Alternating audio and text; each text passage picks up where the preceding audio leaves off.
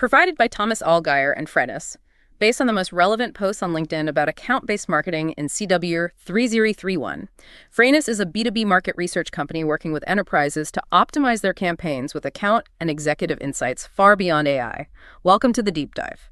Today, we're really digging into account-based marketing, pulling out the key insights from LinkedIn over calendar weeks 30 and 31. Our goal here is simple: cut through the noise and give you the stuff that actually matters in ABM right now. Yeah, and it's pretty striking how the posts from just those 2 weeks show ABM really growing up fast. We're definitely seeing a move away from, the old playbooks. It's becoming much more about strategic discipline. So we boiled it down to the key takeaways for you. Okay, let's jump in. The first big thing that jumped out is this foundational shift. ABM isn't just like another marketing tactic anymore. It's really solidifying as a core part of the whole go-to-market strategy for many companies. And a major piece of this, which loads of experts on LinkedIn mentioned, is this move away from those old MQL-focused models. People are just rejecting them now. Oh, absolutely. Andrei Zinkovich put it really well. He sees ABM as a deeply cross-functional program. It's not something marketing can just do on its own in a silo. It takes serious change management across sales, marketing, maybe even product teams. And the metrics are changing too, right? It's less about just counting leads, right, and much more about real account engagement, pipeline value, and ultimately closed revenue. That's the big difference in how success is actually getting measured. That makes total sense. And speaking of success, Declan Mulkeen shared this fantastic example. A client of his went totally all in on ABM. Less than a year, they built a $5 million pipeline and closed over $1 million in revenue. Wow. The key. They stopped trying to market to these abstract personas. Instead, they focused on building actual relationships with specific people. They got sales and marketing aligned, picked their accounts carefully, and really tailored their value props to unique challenges within those accounts. It's that shift from just generic noise to, truly relevant experiences. That's powerful stuff, isn't it? And Tyler Place had some really practical tips on how you can actually do that. Yeah. He suggested focusing on just one clear GTM objective at a time. Don't try to do everything at once. Okay. And start with the warm leads you already have. Think closed lost deals or maybe champions who've moved to new companies. They already have some context, right? So they're more likely to engage. That makes sense. Leverage what you've got. Exactly. Yeah.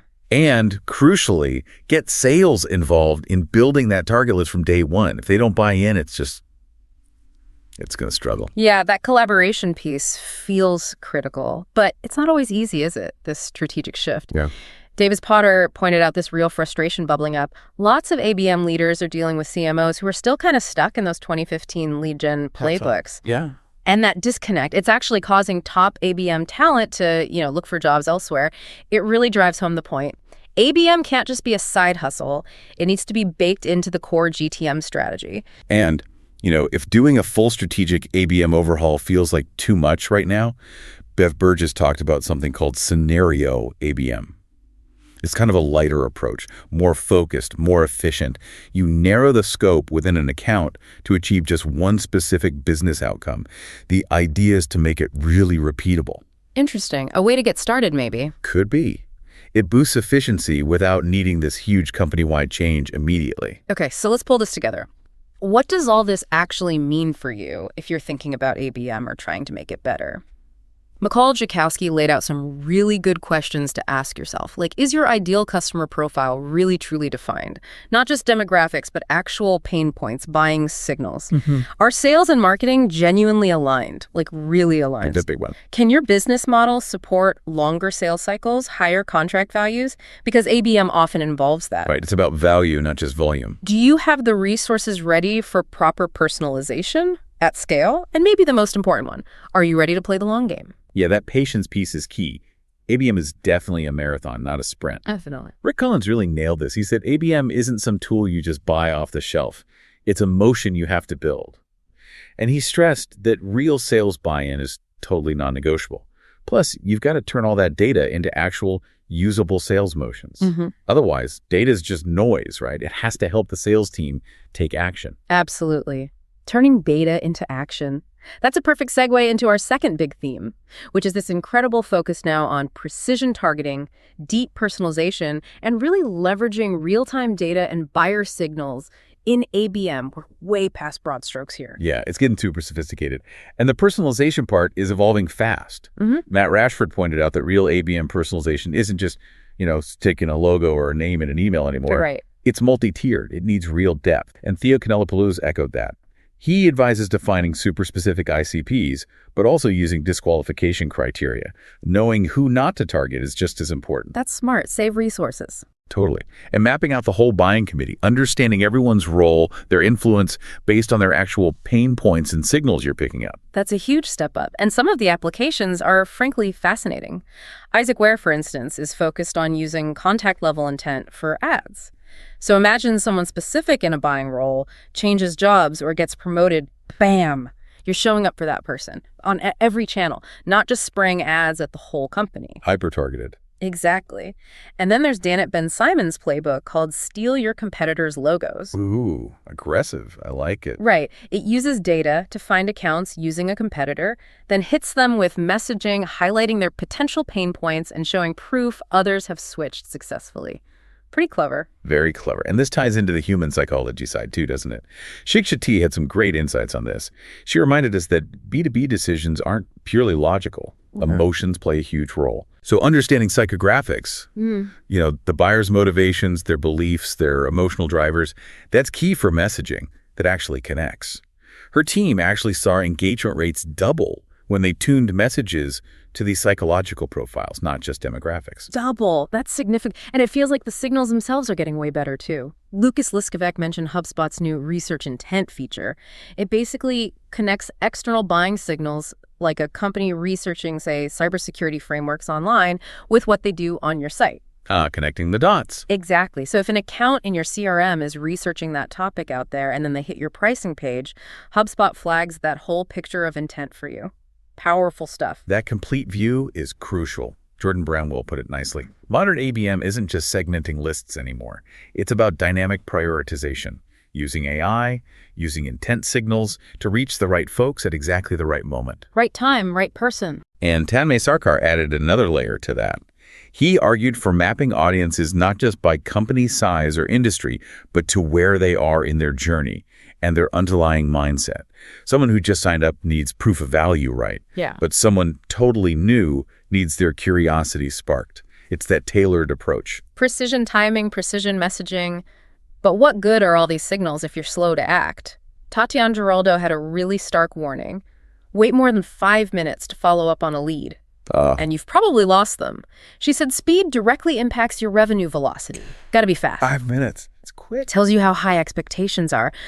Which leads us neatly into our third theme, technology, AI, and actually operationalizing ABM effectively. Yeah. We're seeing big investments here, especially in data verification and automation, partly because teams are losing like 35% of their budget just to dirty data. Yeah, that data hygiene problem is huge, and AI is stepping in big time. Robert Nicholson shared takeaways from the Adobe EMA Summit. They're talking about B2B 3.0 now, which is full lifecycle orchestration powered by AI. Think AI agents, dynamically managing audiences, optimizing journeys, finding those complex buying groups. AI isn't just for efficiency anymore. It's driving personalization and, increasingly, showing measurable ROI.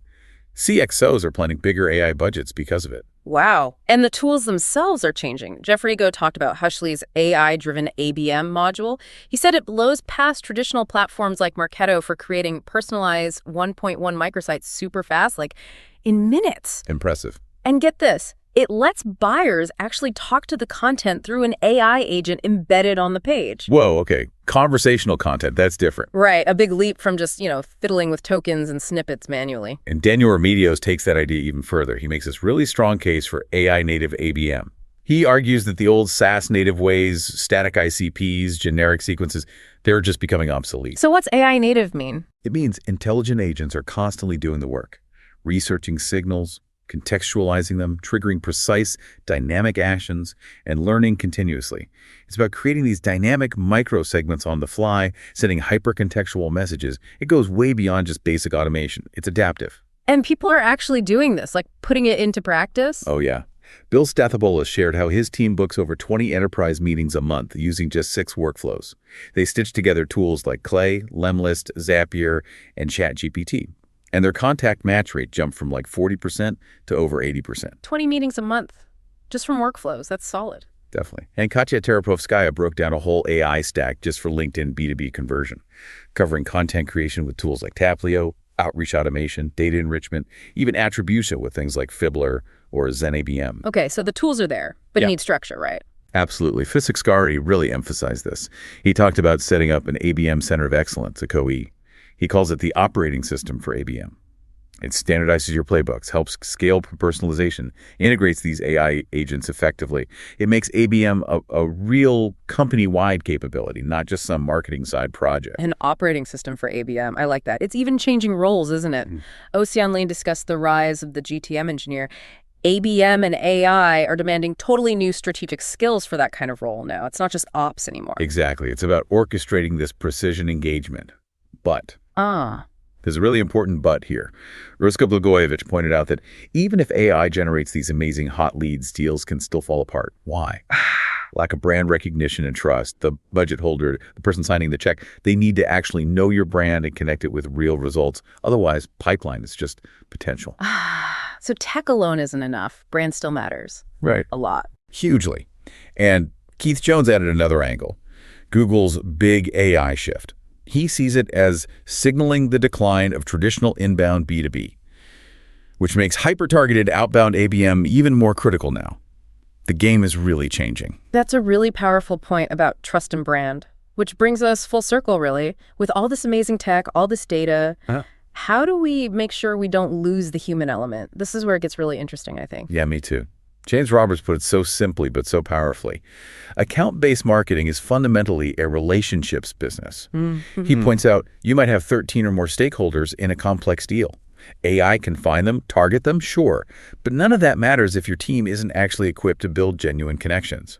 Think about simple things, like your GTM team having really well-crafted LinkedIn profiles, clear about who they are, what they do, how they help. Yeah, the basics. Right, and consistent, authentic engagement.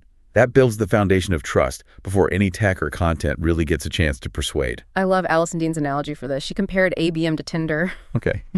She said marketing's job is to create that really compelling profile, the content, the insights to get the initial interest, the swipe right.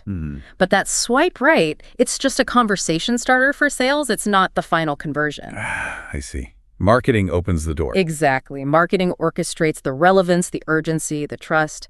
So when sales steps in, the relationship can actually begin on solid ground. It's a great way to put it. And Samara Donald really drove this home too. She made the crucial point that, yeah, tech can mimic personalization brilliantly now, but it can't replicate genuine empathy, nuance, or the credibility you earn from real human connection. Can't fake authenticity. Nope.